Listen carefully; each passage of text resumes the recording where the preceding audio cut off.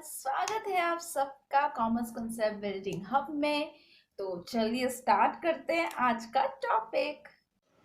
कल की क्लास में मैंने आपको पढ़ाया था फर्स्ट पॉलिसी, जो कि थी प्राइसिंग पॉलिसी। इसके पहली पॉलिसी थी आपकी on the basis of cost and demand. यहाँ पे मैंने आपको एग्जांपल दे के पूरा समझाया था। पहली पॉलिसी प्राइसिंग पॉलिसी थी हमारी कॉस्ट एंड डिमांड। ये दोनों मैंने आपको एग्जांपल से समझाया था कल की क्लास में। आई होप आपने कल की क्लास देखी हो। तो आज मैं आपको सेकंड पॉलिसी पढ़ाने जा रही हूँ, जो है on the basis of price level. इसमें तीन तरह की पॉलिसीज आती हैं।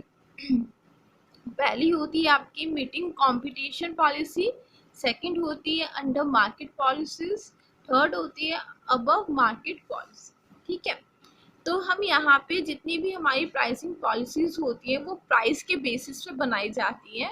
ठीक है, तो देखो पहली जो पॉलिसी है वो है आपकी मीटिंग कंपटीशन पॉलिसी। इसमें हम क्या करते हैं, इसमें जब हमारा कंपटीशन का बेसिस, एक हम बोलते हैं ना एक फाउंडेशन, आप फाउंडेशन भी बोल सकते हैं, कि जो हमारा जो कंपटीशन है वो किसके ऊपर टिका हुआ है। मेरे कहने का मतलब यहाँ पे ये है कि जो हम ये कंपटीशन है हमारा मार्केट में, वो किसके ऊपर टिका है, उसका फाउंडेशन क्या, उसका बेसिक क्या, बेसिस क्या, उसका पिलर क्या है, वो है यहाँ पे प्राइस।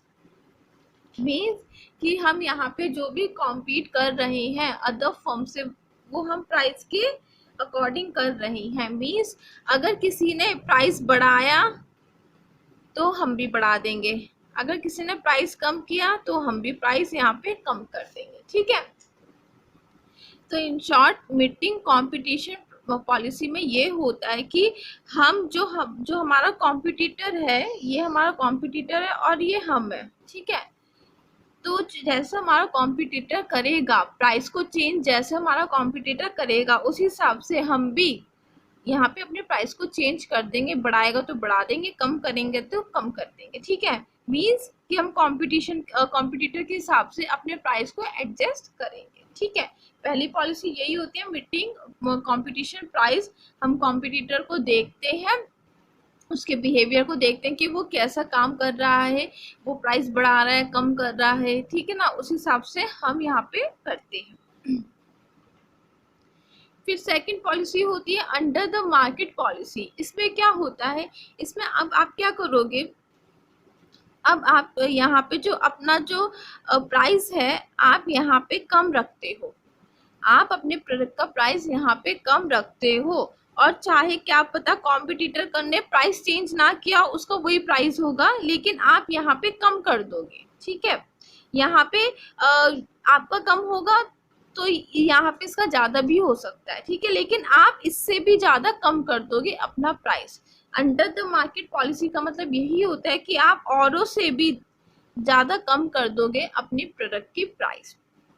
क्यों करते हो आप लोग ऐसा, क्योंकि आपको कस्टमर को अट्रैक्ट करना होता है, आपको अपना बिजनेस एक्सटेंड करना होता है। इस वजह से आप क्या करते हो, आप सबसे कम प्राइस पे अपना प्रोडक्ट बेचते हो पूरे बाजार में।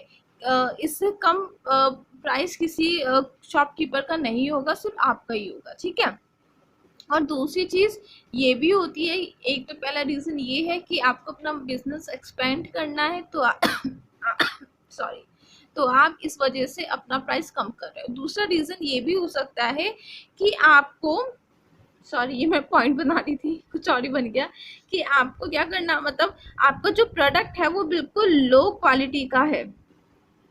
ठीक है, आपका प्रोडक्ट लो क्वालिटी का है, जिसकी वजह से जो आपकी कॉस्ट है प्रोडक्शन की वो भी कम आए, और ऑटोमेटिकली जब आपकी कॉस्ट ऑफ प्रोडक्शन भी कम आती है तो आपका जो प्राइस आप डिसाइड करोगे वो भी कम होगा। ठीक है, ये दूसरा रीजन भी हो सकता है।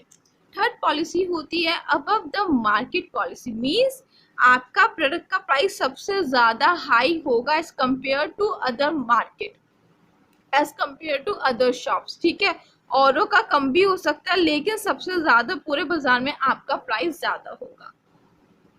आप ये पॉलिसी क्यों अडॉप्ट करते हैं, देखो पहला तो रीजन ये है कि आपके जो प्रोडक्ट हैं उनकी एक रेपुटेशन है। आपको पता है कि आप कितना भी प्राइस बढ़ा दो, लोग बाग आप ही का ही प्रोडक्ट लेंगे, क्योंकि उनको आपका प्रोडक्ट की रेपुटेशन पता है, आपके प्रोडक्ट का ये पता है कि आप लोग अच्छा प्रोडक्ट बनाते हो। महंगा होता है लेकिन क्वालिटी सुपीरियर होती है, क्वालिटी बहुत अच्छी होती है। ठीक है, पहला तो रीजन यही हो गया कि यहाँ पे आपको आपको पता है कि आपके प्रोडक्ट की रेपुटेशन अच्छी है। दूसरी चीज ये है कि आप जो प्रोडक्ट बना रहे हो वो बहुत यूनिक है। ठीक है ना, यूनिक है तो लोग बाग लेंगे ही लेंगे। आप चाहे कितना भी महंगा कर दो, लोग बाग लेंगे ही लेंगे। ठीक है, तो ये तीन तरह की पॉलिसीज होती है on the basis of price level. Meeting competition policy में एक बार आपको बता देती हूँ शॉर्ट में। मीटिंग कंपटीशन पॉलिसी कि जैसा आपका कॉम्पिटिटर काम करेगा आप भी वैसे ही करोगे, प्राइस बढ़ाए तो आप भी बढ़ा दोगे, कम करोगे तो वो भी कम कर देगा, मतलब अगर वो कम करेगा तो आप भी कम कर दोगे। अंडर द मार्केट पॉलिसी में ये होता है कि आपका प्रोडक्ट का जो प्राइस है वो सबसे कम रहेगा पूरे बाजार में। ठीक है, चाहे चाहे बाकी दुकानदार ने चेंज किया हो या ना किया हो, चाहे उनका हाई क्यों ना चल रहा, लेकिन आप बिल्कुल ही लो कर दोगे। अबव द मार्केट पॉलिसी आपका प्राइस सबसे ज्यादा हाई रहेगा as compare to other shops. ठीक है, क्योंकि आपको पता है आपके प्रोडक्ट की रेपुटेशन है, आपका प्रोडक्ट यूनिक है, तो आप अपने प्रोडक्ट का प्राइस हाई करते हो और डिमांड भी अच्छी खासी होती है। ठीक है, और हाँ इसमें एक और चीज आप लिख सकते हैं मीटिंग कंपटीशन में, ये वाली पॉलिसी ज्यादातर, आई होप आपको दिख रहा हो, ये वाली जो पॉलिसी होती है मीटिंग कंपटीशन पॉलिसी, ये ज़्यादातर जब यूज़ करते हैं जब जो हमारे जो प्रोडक्ट हैं वो बहुत ज़्यादा कॉम्पिटिटिव नेचर के हैं। मीन्स फॉर एग्जाम्पल आप भी यहाँ पे साबुन बेचते हो और दूसरा बंदा भी यहाँ पे साबुन बेचता है। ठीक है, तो साबुन का आप एक ब्रांड बेच रहे हो, वो दूसरा ब्रांड बेच रहा है, तो देखो कस्टमर ये वाला भी ले सकते हैं, कस्टमर ये वाला भी ले सकते हैं। देखो साबुन में कितना ही डिफरेंस होगा, साबुन तो साबुन ही रहेगा, उसके ब्रांड में चेंज हो जाएगा, उसके कलर में चेंज हो जाएगा, उसकी फ्रेगनेंस में चेंज होगा और हो जाएगा, और उसके जो शेप है उसमें चेंज हो जाएगा, लेकिन काम तो वो वही करेगा, जो ये वाला साबुन काम करेगा वो ये वाला साबुन काम करेगा।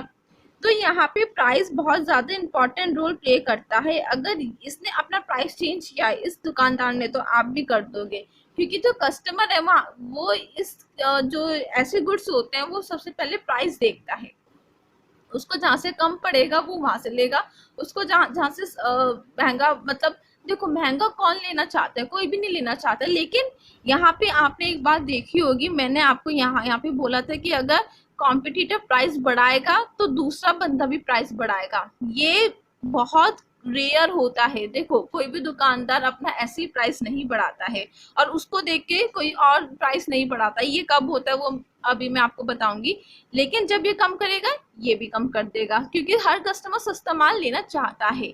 लेकिन बहुत कम केसेस ऐसे होते हैं जहाँ पे कस्टमर को ये लगता है कि जो महंगा गुड है, ज़्यादातर कस्टमर की यही मेंटालिटी होती है कि जो ज़्यादा महंगा गुड है, जिसका प्राइस हाई है, उसकी क्वालिटी भी हाई होती है।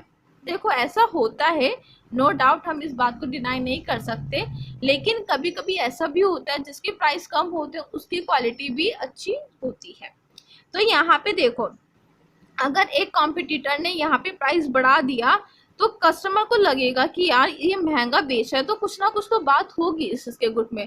तो फिर जब कस्टमर इसका प्रोडक्ट लेना परचेज कर देंगे तो इसको लगेगा यार इसने तो अपने प्रोडक्ट का प्राइस बढ़ा दिया, और बढ़ाने के बाद भी सब लोग इसके पास जा रहे हैं, तो वो क्या करेगा, इससे ज़्यादा और प्राइस बढ़ा देगा, क्योंकि अब कस्टमर की मेंटालिटी ये है कि अगर कोई महंगा गुड है तो वो अच्छा है।